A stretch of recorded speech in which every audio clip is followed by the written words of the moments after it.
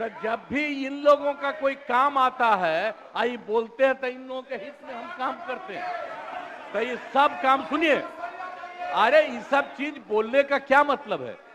अरे आप तो आज तो तीसरा दिन है, 2 ही दिन और 3 ही दिन है, इसके बाद तो चुनाव होने वाला है। तो चुनाव होगा तो पूरे देश के लोग सोचेंगे कि क्या करना है, और हम लोगों ने कितना काम शुरू से किया है। क्या था वो ये बजट? अरे सुनो, हम बता रहे हैं, सुनो। अरे पहले का बजट आपका क्या था और कितना ज्यादा हम लोगों ने सबके लिए किया है? आज 3 लाख से भी ज्यादा। और केंद्र सरकार ने भी, सुनिए, केंद्र सरकार ने भी काफी मदद कर रही है, और मिलकर के बिहार में जो चीज की कोई कमी थी हम लोग चारों तरफ घूम करके देखे हैं, और जहां कोई कमी थी उसको भी कर दिया, और एक एक काम हम लोग कर रहे हैं हर दिन के लिए। जब भी कहीं जरूरत रही वो काम किए। तो अब मामला है कि चुनाव लड़ना है, तो भाई चुनाव लड़िए, और चुनाव लड़ने में अंड बंड जितना बोलना है बोलते रहिए। लेकिन आप एक बात हम कहते हैं, अरे 2-3 वो महिला है, अभी बताओ कि पहले कोई महिला को कुछ दिया था? कोई महिला को दिए थे? अरे हम ही ने 50% किया, बैठो ना कुछ किया। अरे इसकी माता थी तो उसी पर न बोल रहे हो? क्या है? हम लोगों ने जितना ज्यादा महिलाओं के लिए भी किया, 50% शुरू किया 6 से ही, 2006 से ही, और कितना ज्यादा महिलाओं के लिए किया।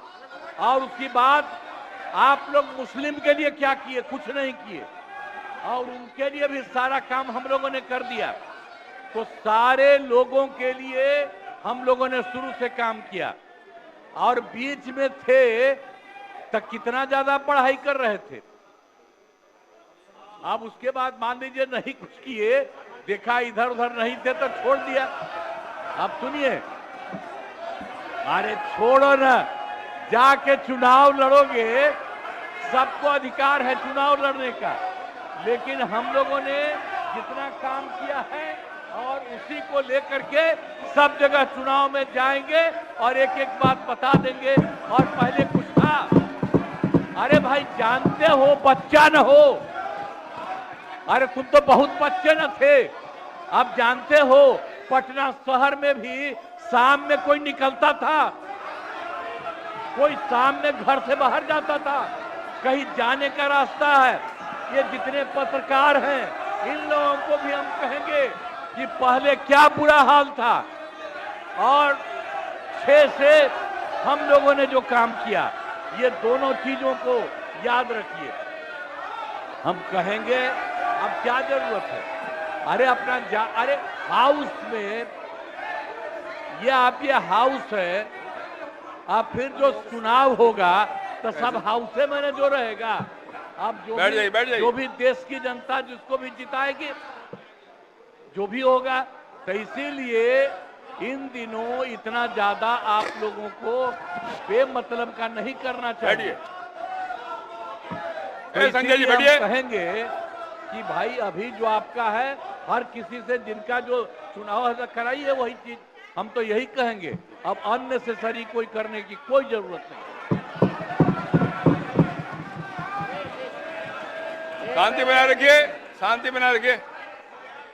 संक्षेप में, नेता विरोध संक्षेप में अपनी बात। अध्यक्ष महोदय, और मेरा एक आग्रह आपसे है, मेरा आग्रह है कि जिस विषय को आपने उठाया है उस विषय में जो जो खामियां हैं उसका आप जरूर जिक्र करिए, उसमें कोई आपत्ति की बात नहीं है। आरोप प्रत्यारोप में न जाए। बोलिए। माननीय अध्यक्ष बैठिए महोदय, बैठिए। माननीय अध्यक्ष महोदय, और आपके कहने पर मैंने सभी दलों के नेताओं को बोलने के लिए सोचा है, इसलिए आप थोड़ा संक्षेप करिए तो बाकी लोगों को मौका मिल पाएगा। नहीं, आपकी बहुत कृपा महोदय। बोलने दीजिए ना। आप बैठिए बैठिए।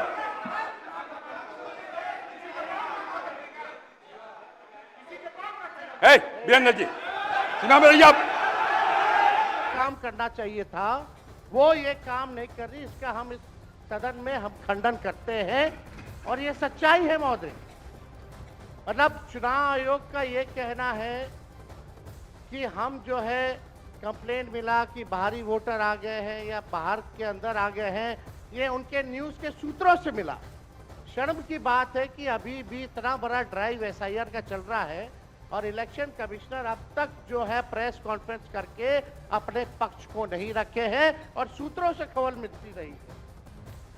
2003 में ये ड्राइव हुआ था महोदय, जब अटल जी की सरकार थी। उस समय 1 से 2 साल लगा था इसको करने, और अब ये जाकर के हो रहा है। यानी इन बीच में 2025 और 2003 के बीच में कई चुनाव हो गए। यानी हम मान लें कि नीतीश कुमार जी मुख्यमंत्री बने हैं तो वो फर्जी मुख्यमंत्री बने हुए हैं। अगर नीतीश मोदी जी का चुनाव हुआ तो वो फर्जी मुख्यमंत्री बने हुए, या हम जितने विधायक हम भी चुन करके आए हैं तो वो फर्जी वोटर से बात ही बोल रहा है। अरे काहे के लिए बोल रहे हो? जब उम्र तुम्हारा कम था, तुम्हारे पिताजी 7 साल मंत्री थे और उसके बाद तुम्हारी माता 7 फिर मंत्री रही, आज तुम मुख्यमंत्री रहे। और उसके बाद क्या उस समय की स्थिति है?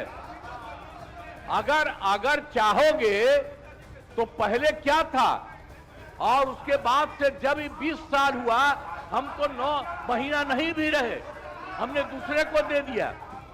और सारा का सारा बीच में 1.5 साल आप लोगों को भी किया, लेकिन आप लोग भी ठीक नहीं कर रहे थे तो छोड़ दिया। अब हम लोग जो साथ में रहे शुरू से, अब उन्हीं के साथ सब दिन रहेंगे। और देखिए, लोकसभा में केंद्रीय मंत्री अश्विनी वैष्णव ने भी बिहार को लेकर के बयान दिया है। क्या कुछ कहना है उनका, सुनिए आप। महत्वपूर्ण प्रदेश है और बिहार में जहां 11 वर्ष पहले मात्र 1132 करोड़ रुपए पर एनम बजट का एलोकेशन होता था, वहां प्रधानमंत्री श्री नरेंद्र मोदी जी ने आकर बिहार के लिए रेलवे के बजट को 9 गुना बढ़ाकर 10,000 करोड़ रुपए का बजट दिया है माननीय अध्यक्ष जी। और ऐसे ऐसे प्रोजेक्ट्स जो कि कई वर्षों से लंबित थे, उन सब प्रोजेक्ट्स को प्रधानमंत्री श्री नरेंद्र मोदी जी के नेतृत्व में बिहार की जनता के बहुत पुराने जो लक्ष्य थे, पुरानी आकांक्षाएं थी, उनको पूरा किया। मुंगेर और पटना पे नए ब्रिज बने। कोसी जो कि श्रद्धेय अटल जी ने अप्रूव किया था, उसको आज प्रधानमंत्री श्री नरेंद्र मोदी जी ने कंप्लीट किया। देखिए माननीय अध्यक्ष जी, आखिरकार तो प्रोजेक्ट को आरंभ करने वाले भी एनडीए और कंप्लीट करने वाले भी एनडीए, तो बिहार की जनता के प्रति न्याय केवल एनडीए ही कर सकता है, ऐसा बहुत स्पष्ट है। माननीय सांसद महोदया ने जो विषय लिया है सीतामढ़ी से सीवर प्रोजेक्ट का, इसके बारे में मैं आपको बहुत आनंद के साथ बताना चाहूँगा कि जो बागमती नदी पे ब्रिज बनना है उसका टेंडर हो गया है, जो कि देकुली धाम शिवर में उसके लिए बहुत महत्वपूर्ण प्रोजेक्ट है। जमीन के अधिग्रहण के लिए 262 करोड़ रुपए जमा हो चुके हैं और काम बहुत अच्छा तेजी से चल रहा है। माननीय अध्यक्ष जी, बिहार में और भी बहुत अच्छे काम हुए हैं। 98 स्टेशंस का पुनर्विकास किया जा रहा है। 8 वंदे भारत चल रही है, 5 अमृत भारत गाड़ियां चली है, 1 नमो भारत गाड़ी चल रही है, 218 फ्लाईओवर और अंडरपासेस बने हैं। माननीय अध्यक्ष जी, बिहार के प्रति रेलवे का संपूर्ण दायित्व है और बहुत तेजी से उसमें काम कर रही है। जो सही व्यक्ति है वो छूटना नहीं चाहिए और जो गलत है वो जुड़ना नहीं। JDU MP Kedari Yadav has stated that it is completely impractical. His son lives in America and he is unable to fill the documents. 6 months more time should be given. Well, I do agree that there are a lot of Biharis who are not living in the state, but then as I just mentioned that the family members are available there. आपके पास ये अधिकार है कि आप इसको online भी you can submit your documentation. इस व्यवस्था को जितना सरल बनाया जा सकता है वो बनाने का प्रयास किया गया है, पर अगर उसके बावजूद भी अगर किसी को ऐतराज है तो आप अपील में जाइए ना, उसमें कौन मना कर रहा है। 18 लाख जो आंकड़ा है, हाँ,